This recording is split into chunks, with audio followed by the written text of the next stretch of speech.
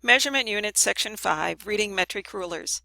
As you examine this ruler, note that cm is printed on the left side. This indicates that you're looking at a metric ruler. More specifically, the large numbers printed on the scale represent 1 centimeter intervals. So here we have something measuring 1 centimeter and 2 centimeters. And if we have something that goes in between those specific centimeter marks, let's see if we can determine what that measurement will be.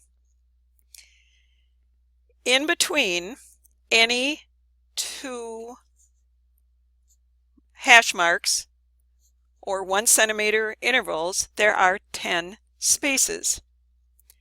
If we take that interval of 1 centimeter, divide it by 10, we end up with 1/10 of a centimeter per division. Knowing that, we then can determine lengths of things that don't fall right at specific centimeter marks. Here in this example, we are at 8/10. We're not a full centimeter, so we would have a reading of 8/10 centimeter with each division mark representing 1/10 of a centimeter. This example with the blue arrow just past 6, 2 tick marks, would be a 6.2 centimeter reading. And here we're beyond a full 13 centimeters, and counting the number of tick marks or divisions, we would read this as a 13.4 centimeters. Thinking of metric prefixes, the next smallest to centa is milli. So to determine how many millimeters we're looking at, we're going to trace through here and find that there are 10 millimeters per 1 centimeter because of that power of 10 difference between adjacent metric prefixes. We had previously identified each one of these tick marks as 1/10 of a centimeter. It's going to take 10 of these to equal 1 centimeter, which is the equivalent of 10 millimeters. So each one of these tick marks translates into 1 millimeter.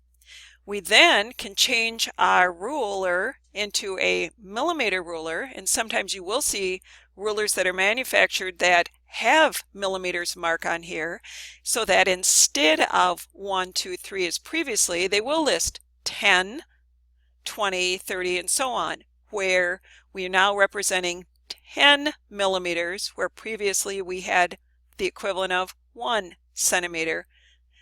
Here we have 20 millimeters on the scale, or translates into, move our decimal place over 1 to the left, an equivalent to centimeters. Readings of some examples here. Using the millimeter scale, we're past 10 and counting the number of hash marks that we have, we're at a total of 17 millimeters, or 1.7 centimeters.